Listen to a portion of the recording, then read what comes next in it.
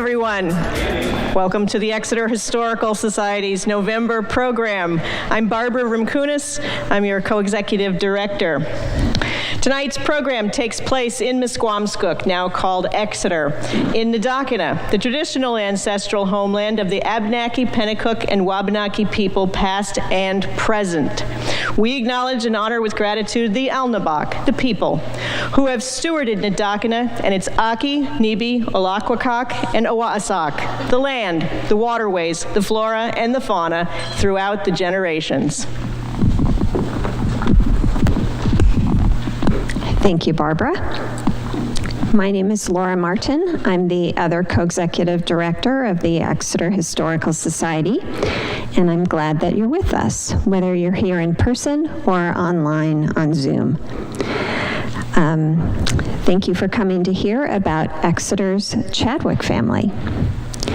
I'd like to first thank Exeter TV for bringing all of our programs to our members and friends virtually, for which we are always grateful. Next month's program is our annual holiday open house, and will be on Tuesday, December 2nd at the Exeter Historical Society at 6:30 p.m. So different place, different time. In the new year, we'll be back here on Tuesday, January 6th at 7 p.m., and we'll be kicking off a year of celebrations of the 250th anniversary of American independence by first celebrating the 250th anniversary of New Hampshire's first Constitution. We'll be one day off the actual anniversary. This was sort of a de facto declaration of independence, and we'll be doing this with the program by Mary Adams of the New Hampshire Historical Society. She'll be talking about New Hampshire and the American Revolution. But before all of that, we're holding a fundraising night on Monday, November 17th at Otto's Pizza. They will donate 10% of every order placed that day, unless you go through Grubhub, to the Historical Society. It's a delicious way to help us out. Tonight, if you'd like to ask a question and you're here in person, please raise your hand and wait for one of us to come to you with the microphone. Not only will it help our speaker hear you, but it will also allow those online to hear you as well. And if you are on Zoom, please put your question in the comment section or Q&A, and I will try to ask it for you on your behalf. And now for the main event. John Herney has been in and around Exeter since 1968, when he came to Phillips Exeter Academy to teach in the history department, which he did officially until 2009, though he has taught most years since in the spring. He has often given talks about Academy history, particularly regarding the service of its graduates in the armed forces, which first led him to Oliver Moulton Chadwick. And to hear more about Oliver Moulton Chadwick, I'm going to send it over to Jack. Thank you.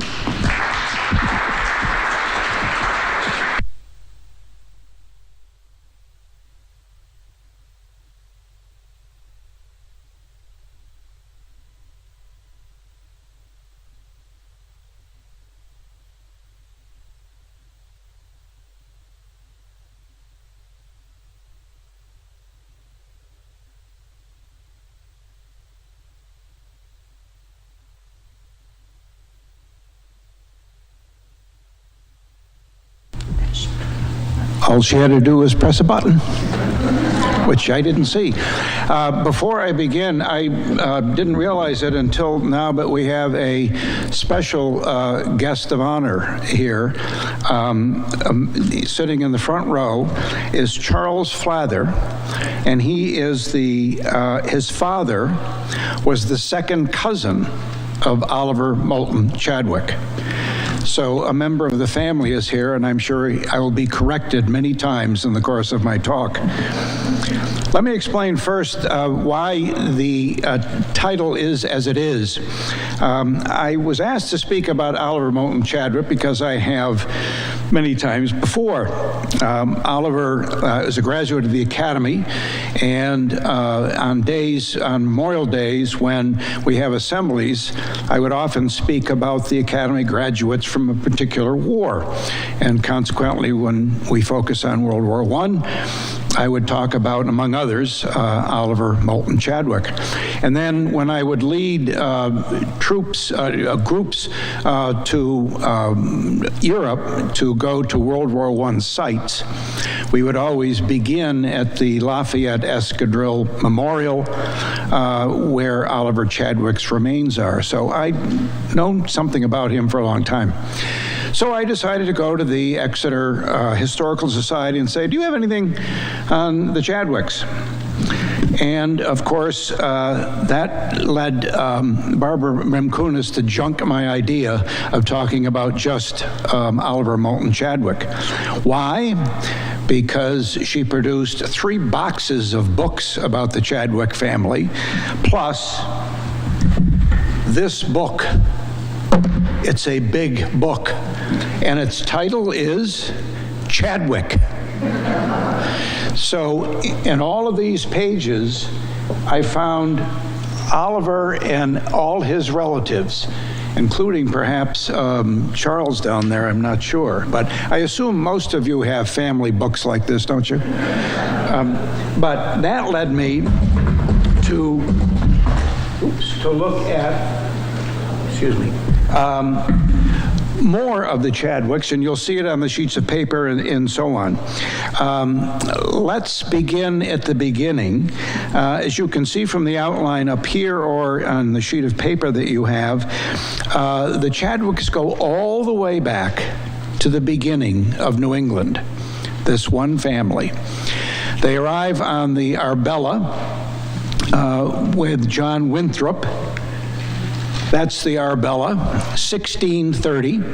There are 11 ships in that armada that come, and our first Chadwick, John, there's a John in every generation, sometimes 2 Johns, arrives on the Arbella.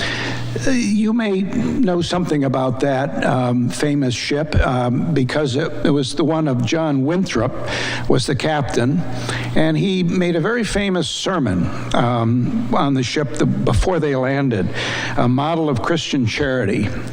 You probably haven't read it recently, have you? It's 7,000 words. And the only ones that I will perhaps remind you of, he talks there about a city on a hill. And that has been used by politicians ever since to suggest that what was created here in New England by the Chadwicks getting off the boat in 1630 was something exceptional. And that continues in our political rhetoric ever since John Winthrop spoke it to people like John Chadwick. Now, actually, we're not going to talk about the first John Chadwick because when he gets off the ship, he moves to Malton, so who cares about him? We want to get to Exeter. The Exeter connection, it's somewhat slight at the beginning, but nevertheless, there's an Exeter connection, and that's Edmund. If you look on your sheet, you'll see him as the one of the sons of the 4th John. And Edmund, the family actually lives in Exeter for a short period of time, then moves to Hampton. And Edmund studies medicine, such as they studied in those days. And when war breaks out, the revolution, it's very appropriate we start with Edmund, given what you just heard. We're going to be celebrating the 250th, and this Chadwick was in it, the Revolutionary War. He actually, we don't have pictures of him, but we do have a picture of his commanding officer, who also, his family lived in Exeter for a period of time. This is Henry Dearborn, and he commanded the 3rd New Hampshire Regiment. And Edmund was part of that.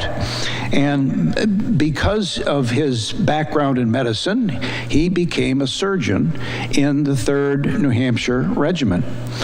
He's even mentioned, by the way, Henry Dearborn writes significant journals, and he even mentions Edmund Chadwick as being of good moral character and skill at physics and surgery.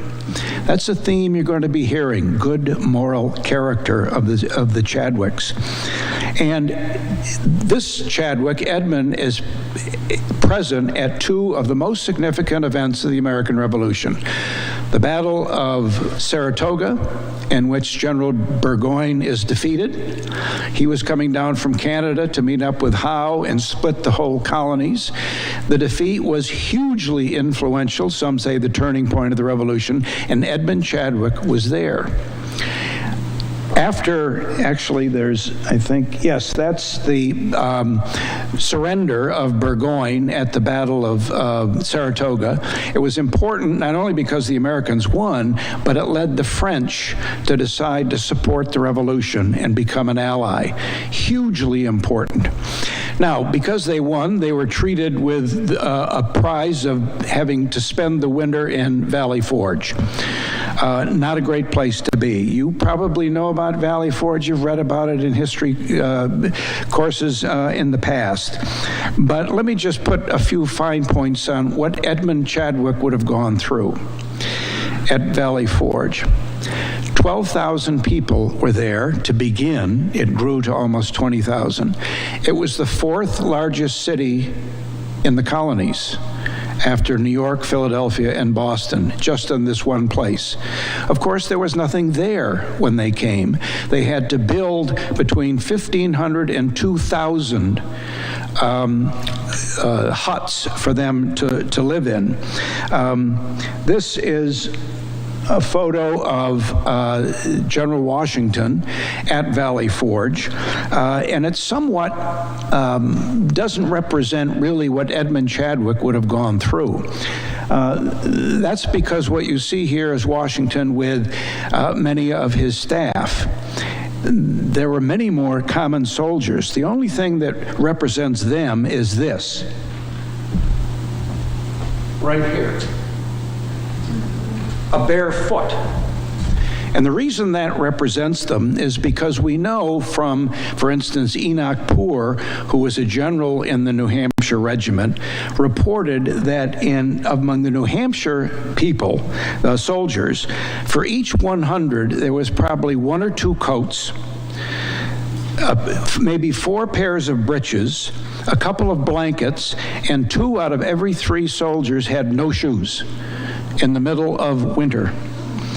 The meals weren't terribly good. We know, for instance, that Major Dearborn, that fellow I told you about, he talks about having meals of simply raw corn.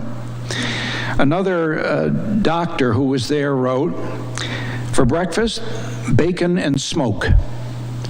For lunch, smoke and bacon. For dinner, smoke. That's the kind of things they ate. And of course, given that, many were sick. So what did Edmund Chadwick do for these sick people? Well, he applied what people knew about medicine at that point. For instance, much bleeding and blistering. On wounds, they would put poultices of cow dung and rotten apples. Not too good, but it gets even better because there were some folk remedies. One folk remedy was to find a black cat with a white spot and whirl it over a patient's head 3 times. Seriously, that's what they did. As a consequence of that, as you can imagine, about 2,000 men of those 12,000 died during the course of that. Now, Edmund is only in the Army for till 1778. He musters out, moves to Deerfield, New Hampshire, but he returns to Exeter on business because this is the Revolutionary capital. And actually, the more important connection between this story and Exeter is that Major Dearborn. I mentioned that his family lived here and then they moved away. Well, when they moved away, they kept land here. And when he moved to Maine finally to settle for the rest of his life, he decided he needed cash, so he sold that land to Phillips Exeter Academy. Unfortunately, we don't know precisely where that is, but Phillips Exeter is larger because of Major Dearborn. Now, the significant Chadwick presence in Exeter begins with Edmund's brother. That, by the way, is Valley Forge, a better representation of the way people lived. This is Peter Chadwick, and Peter moves to Exeter in 1812. And there's some evidence, actually, that before he does, he is in Maine, and he also participates in a huge historical event, which is the Battle of Tippecanoe in 1811. This is really stretching your history from high school, but if you remember, Tippecanoe was one of those battles of settlers moving inexorably west and removing the Indians who don't want to move, and there is a huge battle at Tippecanoe led by William Henry Harrison. He is successful, and Tippecanoe and Tyler 2 becomes his running platform in 1840. So this Peter Chadwick is at a battle which, in a sense, creates a presidency. It's also part of something that other Chadwicks are going to be involved in, which is battles which move settlers constantly west, which is the story of the 19th century, actually. Now, after that, Peter moves to town and becomes a very prominent citizen. And he lives, that's the Battle of Tippecanoe, he lives in this house. You might not recognize it too much, but that might help you. That is the Lad Gilman House, now known as the Independence Museum. And the Chadwick family is going to live there all through the 19th century, essentially, and raise his family there. They're going to be there from 1824 to 1878. And Peter himself becomes a very prominent Exeter citizen, clerk of courts, and raises, as you can see on the sheet there, several children, all of whom are going to go to the academy, by the way. Now, the first of these of importance that we need to talk about is Joseph. That's Joseph right there. He enters PEA. He succeeds in graduating at age 15, and he moves on to West Point. And he is absolutely miserable at West Point. We have lots of letters, actually, remarkably, of Joe Chadwick at West Point, where he says, I'm really not liking this at all. The only thing I like is drawing, which is going to become important in his life later on. But he decides, please, can I resign my commission? And they do allow him to do that, and he moves west, to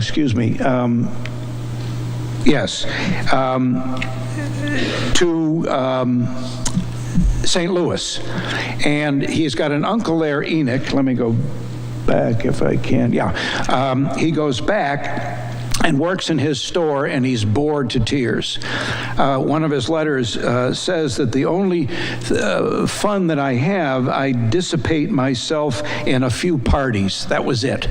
But work was terrible, so he wants to find out something to do. And what does he do? He participates in, again, one of these battles that is moving inexorably settlers west at a very young age. He participates in the Black Hawk War. That's Black Hawk at the top. That Native American, and he is successful. This, by the way, is the war that Abraham Lincoln, at age 23, is also in the same battle and the same war. And I like to say that Abraham Lincoln and Joe met, but they didn't, so I can't say that. However, after this, he moves back into St. Louis, and he decides that he's going to move even further west, and he meets a very important person when he does.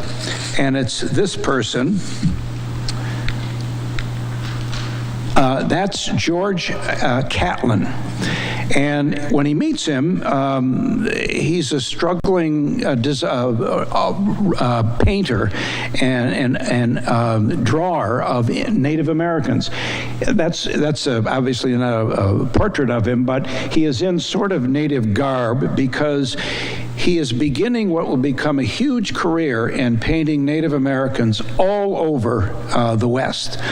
500, 600 of these paintings, many of them now in the Smithsonian.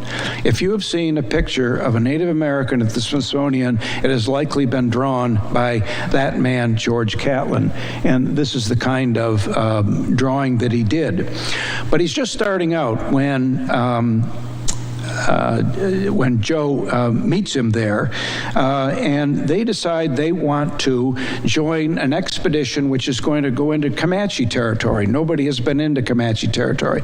They want to map it out and maybe make some treaties. But they need, that's a military adventure, and they have no military standing. So what do? You look for friends in high places to get you a commission. And so George Catlin can't go any higher than the Secretary of War, right? So he does. That's the Secretary of War. Handsome dude, isn't he? This guy also just happens to be a native of Exeter. And not only that, but a graduate of Phillips Exeter Academy. That's Lewis Cass.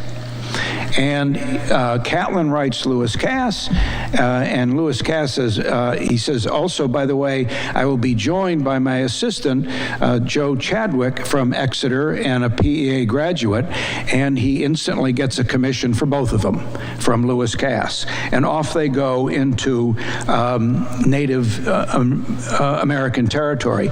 It does not go well. They have a cholera outbreak.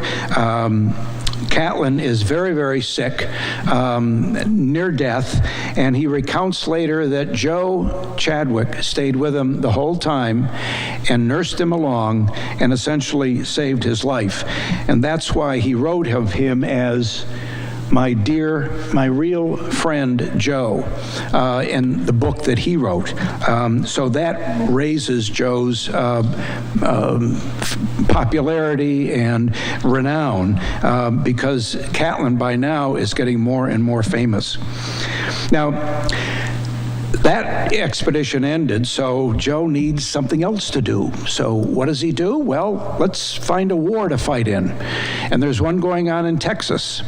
So he joins with Sam Houston and is sent to a place called Goliad, which is not too far from the Alamo. This is in 1835. The Texans are fighting the Mexicans, and Joe wants to be in it. So he goes with a Colonel Fannin to Goliad, which is not too far from the Alamo.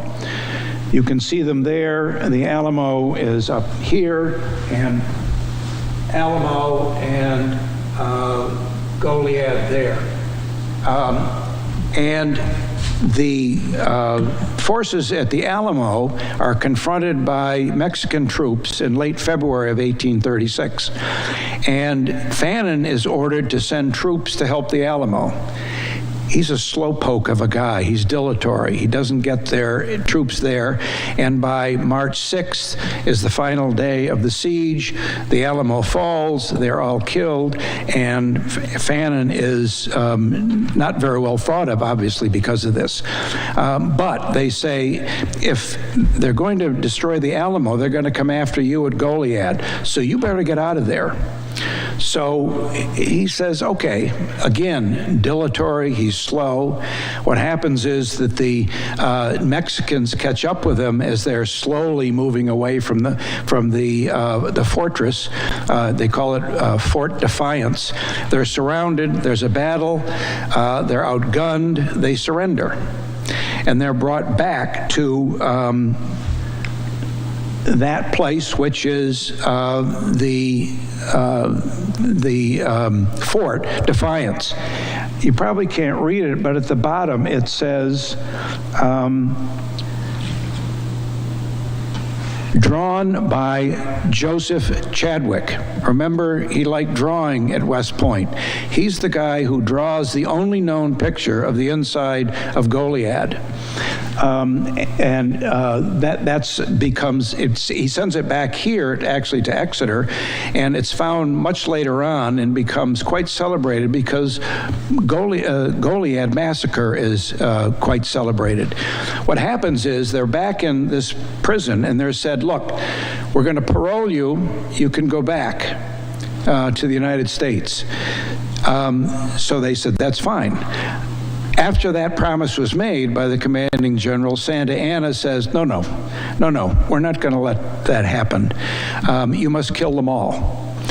So the Americans are told, you can now leave. They do, unarmed, leave the fort.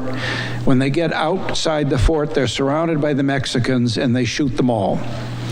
There's one or two survivors. Actually, there are more than that. There are a dozen survivors or so. And one of them later wrote that as he is trying to get through Mexican lines, he goes to Joseph Chadwick and says, why don't you come with me? Let's get out of here. Joe Chadwick has not been injured.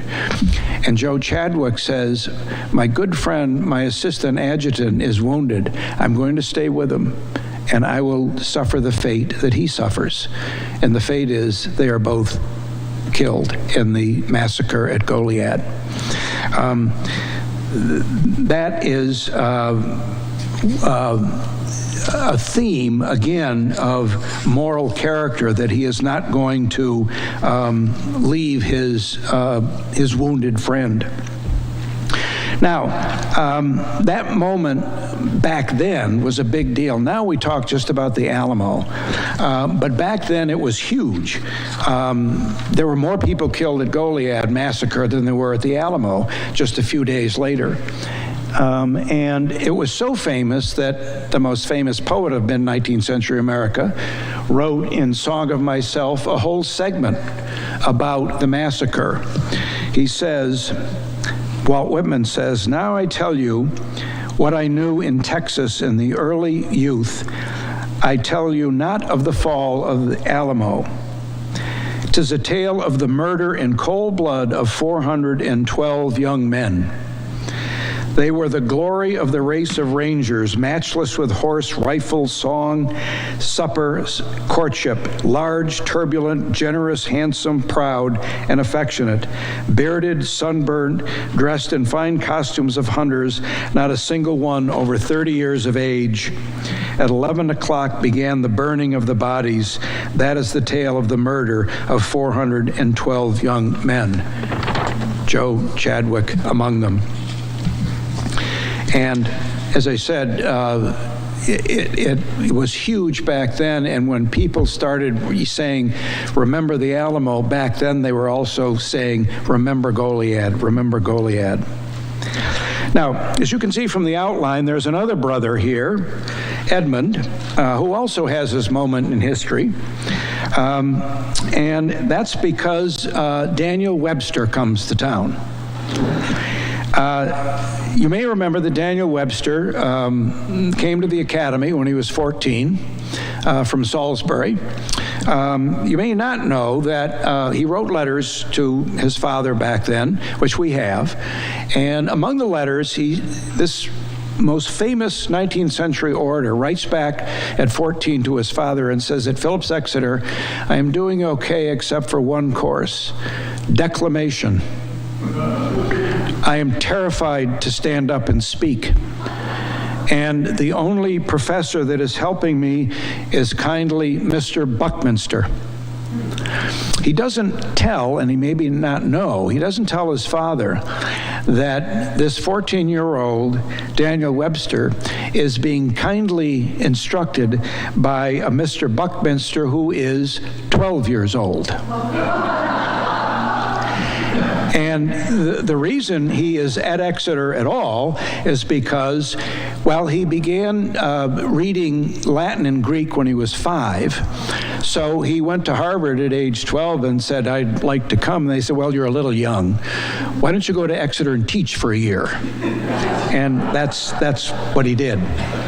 Well, anyway, Webster, at the height of his fame, actually, in the early 1830s, he's already had the Webster-Hayne debate, which, until the Lincoln-Douglas debates, was the most famous debate in American history. He's famous all over for his oratorical skills. He comes back to Exeter. Why? Simply to help Benjamin Abbott go through final examinations of the Exeter students. What a nice thing to do. That's a picture of old Daniel as he would have appeared with Benjamin Abbott with the students. And who among the students? Of course, a Chadwick. Edmund Chadwick is there. And afterwards, he writes this reminiscence. I nearly trembled as Dr. Abbott said, Mr. Webster, Chadwick has read the whole of Virgil, and the great Constitution lawyer selected a passage, not in the Aeneid, but in the Georgics, to try my skill. Turning to the place, the venerable doctor says, scan. At the third and fourth line, he shakes his big head. Wrong. Scan the line over again.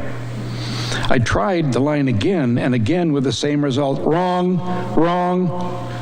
What shall I do? The doctor never helps a student at recitation. Will he tell me to construe, translate, and send me crestfallen to my seat? Awful moment. To be so disgraced in such a presence. But Mr. Webster lifts his keen black eyes from his book and says to Dr. Abbott, I think he is right, sir.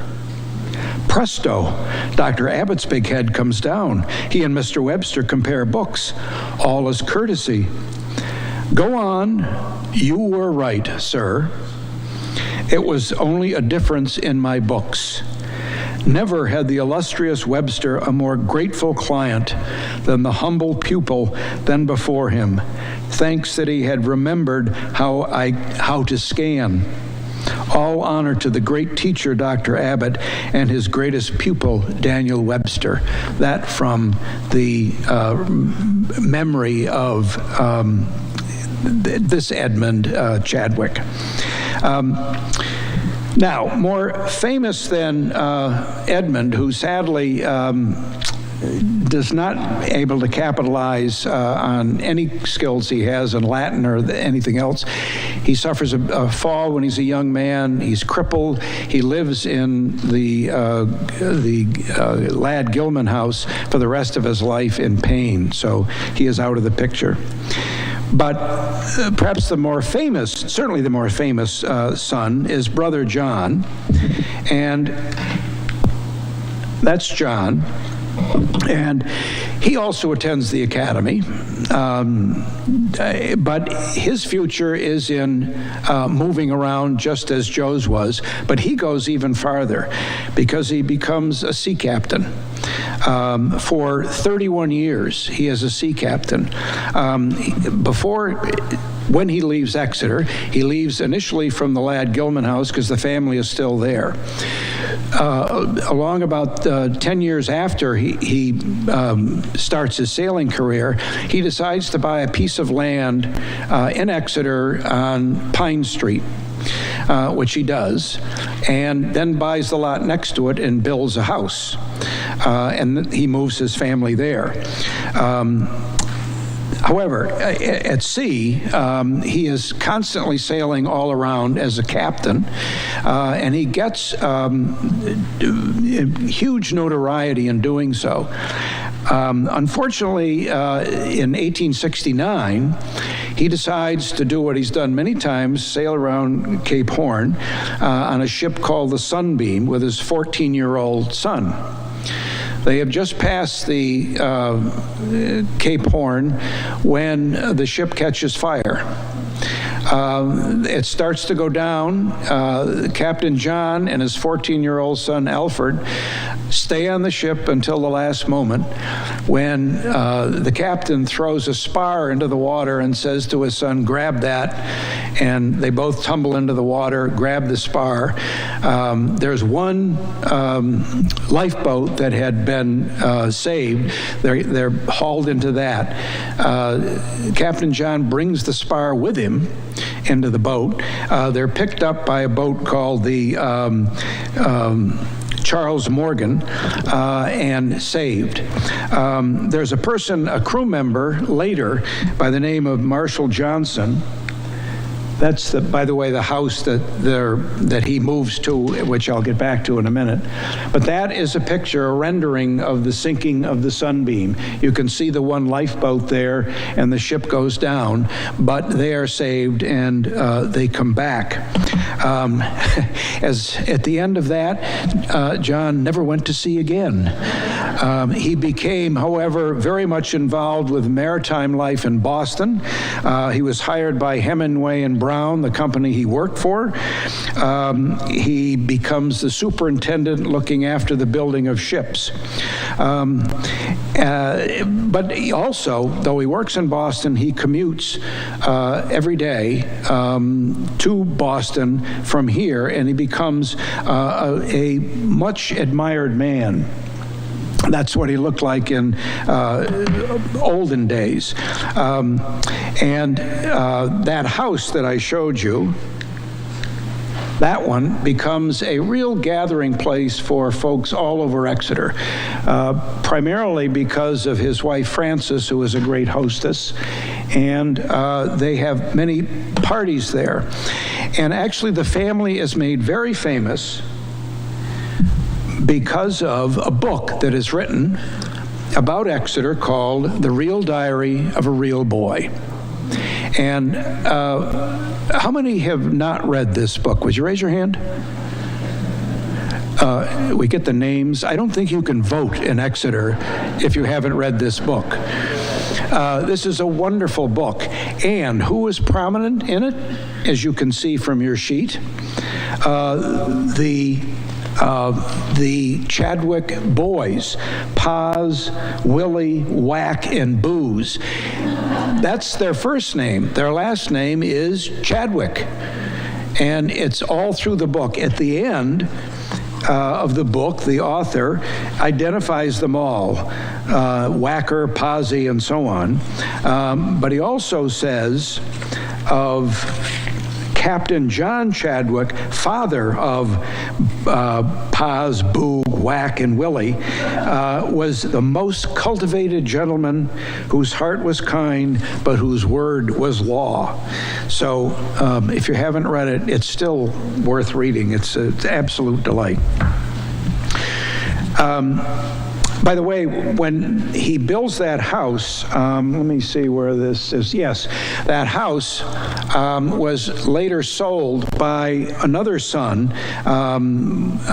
William Perry Chadwick, who lives in the house until 1904, sells it to the Gale family. The Gale family sells it to the Thompson family, who build the Exeter Inn for the Academy. And however, when they do that, you'll notice that flagpole has the spar on it. That's the spar from the Sunbeam, which stayed at the location of the Exeter Inn until very recently. It has been lost, unfortunately, but it always remained. The Academy wanted to keep the Chadwick name alive. There was a Chadwick room in the Exeter Inn, which had memory of the many family memorabilia in it. Now, this is three of the boys. That's Alfred on the right of Sunbeam fame, John in the middle, and Austin on the left.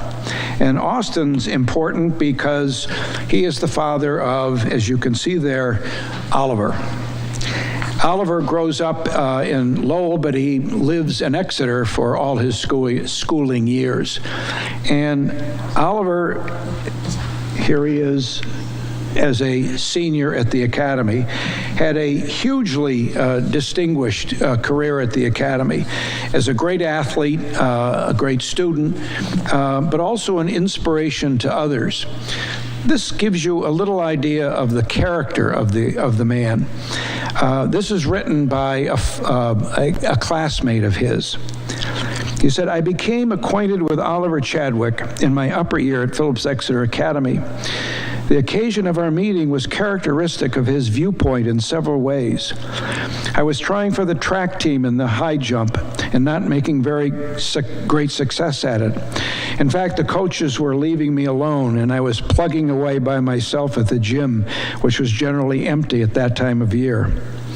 One day, Oliver came in while I was working and gave me a smile and the first kind words I had on my track aspirations. He gave me some suggestions on modifying my form, which were practical. Told me about certain men who had failed to make their preparatory school teams and prove valuable men in college.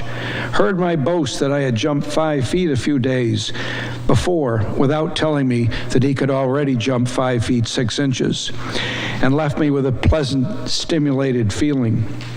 That is what he always did. He was interested in the stranger. Not only enough to listen to him and his work, his mental caliber was such that he could see those needs, and his interest was such that he was anxious to help fill them, and his modesty was such that he never told about his own successes. So he was a talented, hugely talented athlete. He was so also good in athletics that he received at graduation one of the highest honors that can be given, the Yale Cup, given to the one senior who is notable in both athletics and scholarship. That also for years, by the way, was in the Chadwick room at the Exeter Inn.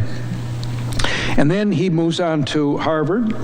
And that's his Harvard picture. He graduates again with huge honors. He was a tremendous athlete there. But then the war breaks out in 1914, and rather than pursue a law degree, he can join virtually any law firm in Boston. He seeks ways to join the fight. And in 1914, he tries to join one of the armies, and they said, no, you can't do that. You'd have to give up your citizenship. We're not in the war, obviously. So he then says, well, I'll do the National Guard. Maybe that will help. That sends him to the Mexican border to fight Pancho Villa for a few months. But then he's mustered out of that.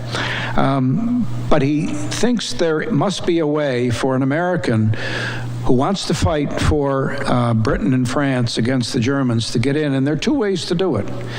The ambulance corps, you can do that in the summer, and many high school students, or many college students, would go to France and drive an ambulance and then come back to school in the fall. The other way is to join the French Foreign Legion, which has no relationship with the government, so you can do that. And Oliver decides that's what I'm going to do. He writes a letter after joining the French Foreign Legion. He writes a letter to his father from Paris. On the streets of Paris, no able-bodied man is seen who is not in uniform.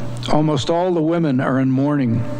France is fighting with every stitch on its back, copper in its pocket, nerve in its body, and thought in its mind, and is fighting our fight. France needs men, and the French Foreign Legion offers to Americans a chance to fight as Americans for what is most sacred in life. The aviation branch of the Legion is one for which I seem to be well fitted. And thus he joins the French Foreign Legion and begins to take lessons. Actually, before leaving for France, he had already taken some flying lessons. And he's assigned at this point to something called the Group de Combat 12. There are 4 squadrons in it. They're called esplanades. And one of them, by the way, is espadrilles. I shouldn't say espadrilles. One of them, of those four, one of the pilots in it is a man by the name of Roland Garros. Might recognize that name. There's a pretty good tennis stadium in Paris named for that guy because he loses his life in the war, fighting in the same group to combat as Oliver did. Anyway, by this time, this is 1916. There had been, that's him, by the way, dressed as a pilot in France. Already, the Lafayette Escadrille had been fighting. You probably know about that. It's a very famous group. An Exeter graduate, Ted Parsons, fought in this. There were only 30 who were actually in the Lafayette Escadrille. The rest were in what's called the Lafayette Flying Corps. That's what Oliver is in. And those are a combination of French and Americans. The Lafayette Escadrille is just Americans that grows to 30. I put this up there because this will give you a little idea, particularly about, you see what's in the middle there? That's a lion. And you'll see next to it is a little lion. And that's because at the beginning, when they needed a mascot, they decided, well, let's get a lion cub. So they did, and that's the big one named Whiskey. And then they thought he probably needed companionship, so let's get another lion cub. And if one is called Whiskey, of course, the other is going to be Soda. So Whiskey and Soda are the two mascots of this group. Now, it's this picture, this is not Oliver, but I show it because you can get a little glimpse of the pilot there and the kind of plane that Oliver would have flown in. Notice what he's wearing. He's got heavy gloves on and so on. And that's because these planes were flimsy.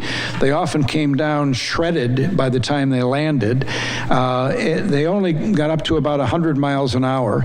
To get to fighting level, combat level, it would take an hour for the plane to slowly get up to that level. And when they get up that level, think of this. The Western Front, you might not think of it, it's the 48th and 50th latitudes.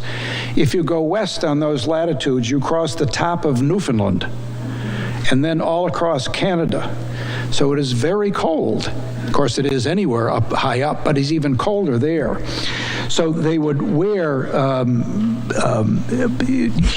this is a description from one of the pilots who said they would wear heavy woolen socks, fur-lined boots, long woolen underwear, perhaps 2 pair, heavy breeches, woolen leggings, an undershirt or 2, a jersey, a shirt, a heavy sweater, a leather coat, and on top of that, a fur coverall called a teddy bear. That's what you see in that. And despite this, Ted Parsons, and he was speaking for Oliver Moulton Chadwick as well, who was flying these planes, he said, at the end of it, you would land with feet twin lumps of ice, rigid and unfeeling, shooting pain throughout the entire body, eyeballs and teeth smarting and burning, ice scalp contracting till it felt like the skull would burst through. And the fighting, moreover, was so dangerous that one flyer actually asked to be moved back to the infantry because he thought he would be safer there. That's how dangerous the activity Oliver was involved in. He's involved in a few sorties, flying against the Germans until August 14th, 1917. And he's due to go on an afternoon patrol. He goes to the airfield in the morning and says, everything okay here? Well, we need a volunteer. He raises his hand, I'll volunteer. So instead of going in the afternoon, he goes in the morning. They take off and they're flying, and he's with a French squadron, being in the Lafayette Flying Corps, and they're flying toward the German lines and so on. There, air battle commences, and he sees a British plane being attacked, so he leaves his squadron to help the British plane, whereupon the Germans pounce on him and shoot his plane down, and he falls 6,000 feet down to an area between the lines. For a long time, they didn't know whether Oliver was living or dead. If a pilot survived, they would be taken prisoner, obviously, and they couldn't get to where he came down, so they didn't know whether he was alive or dead. That was, remember, August. It's not until November when they are able to get to that part of the Western Front that his great friend Charles Biddle, who has never given up looking for him, goes to about the place he thought he fell and found the wreckage of a plane. And he knows that Oliver's plane is number 1429, and he searches, and there it is, 1429, so he knows that that's the plane, and there's a grave right next to it with a cross. So they did find his remains. Biddle has a plaque made. He has a brown fence put around the gravesite, a much more stable and dignified cross, and puts the plaque on it with Oliver's name and rank and all that.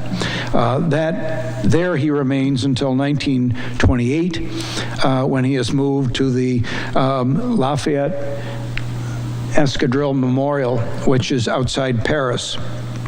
And there, again, we take alumni groups there, and we always do because we can see Oliver's name on one of the centipaths. There are 68 flyers who died, but the memorial is to honor the 269 who fought in the air for France and Britain during the war. I mentioned Charles Biddle. This is what he said about his friend. I think I mentioned he had known him since Harvard. He was the kind of man that it takes generations to make, and then only get them once in 1,000 times. He was a great favorite with all the instructors, both because they could not help but admire his skill and fearlessness. The commander here regarded him as one of the most courageous men he had ever had, which is saying a great deal of this organization. I think Oliver did exactly as he should have done. He could not well stand by when he saw a comrade in trouble and leave him to shift for himself. What one admires in a man more than anything else is when he does his duty regardless of the consequences to himself, and that was Chadwick all over. He was the finest man of his age that has ever been my good fortune to meet. Once again, that moral character that goes way back to Edmund, who was mentioned by Dearborn, is a thread through this family. So there you have some Chadwick stories, and I suppose we could all get some lessons from them. Certainly I take one from the stories of all the Chadwicks, that they sort of demonstrate, don't they, the example that we all have a duty to our community to do better. And certainly they did that here in Exeter, but they did it away from Exeter too, in Texas or along the Western Front. They provided an example in those places of really high moral characters. But those are my lessons. I hope from this narrative you've gotten some lessons perhaps too. So thanks for the Chadwick family for providing whatever lessons we got. And thanks to the Historical Society providing so much material that we could learn from them. And thank you all for listening.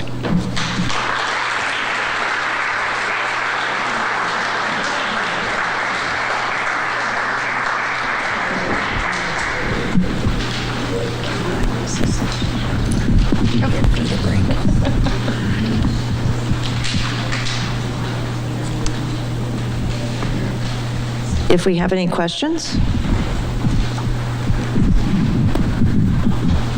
Yes, I have a question. You mentioned Secretary of War Lewis Cass, and he was a graduate of PEA? Yes, he lived on Cass Street. That's why it's named Cass Street. It wasn't named that when he lived there. It was named that afterwards. Kevin Fleming and his wife, Susan Scannell, now live in that house. He's not related to Cass that did all the Settle Detroit, is he? That did what? Settle Detroit.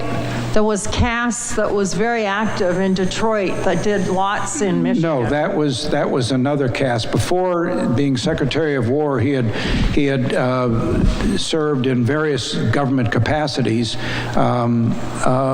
He was always involved. He was the Democratic nominee for president in 1848. So his career was really politics his whole life.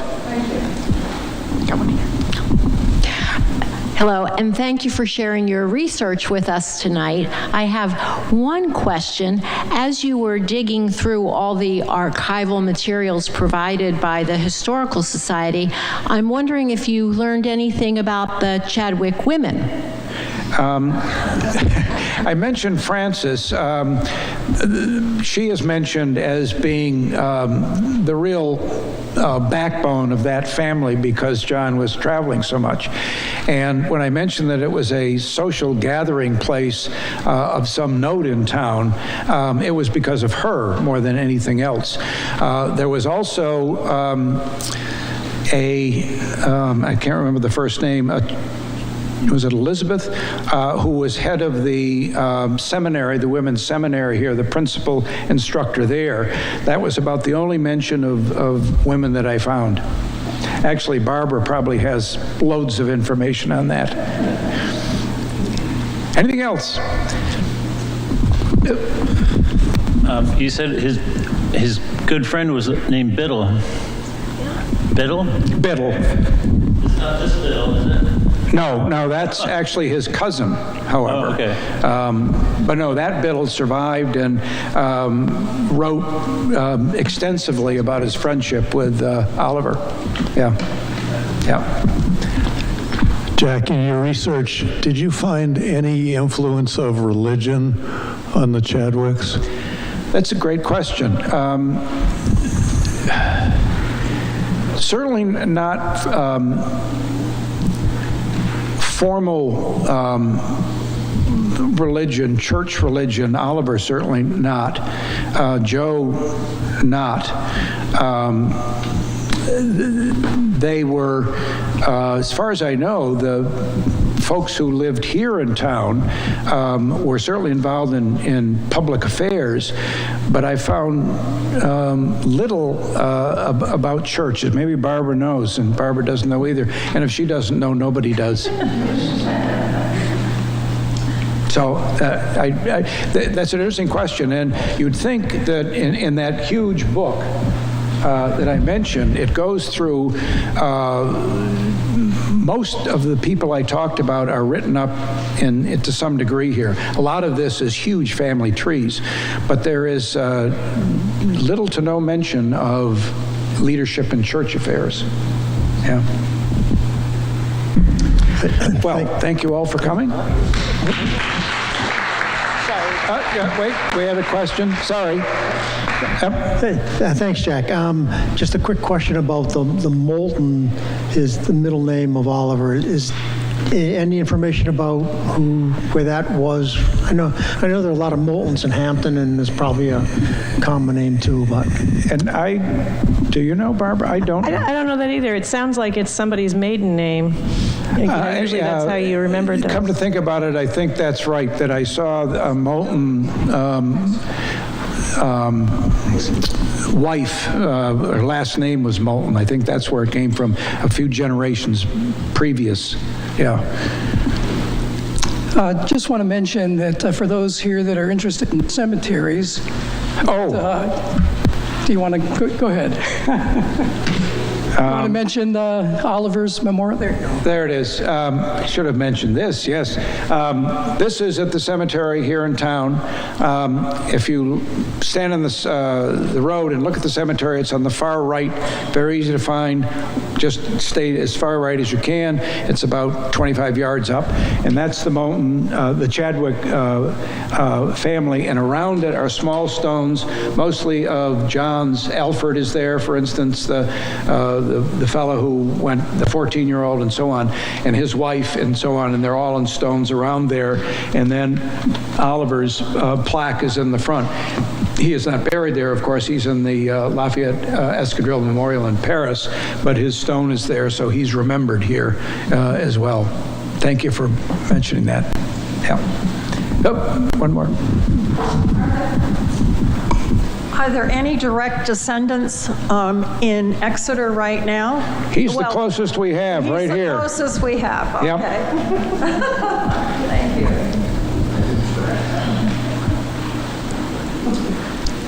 I guess that's it. Okay, thank you.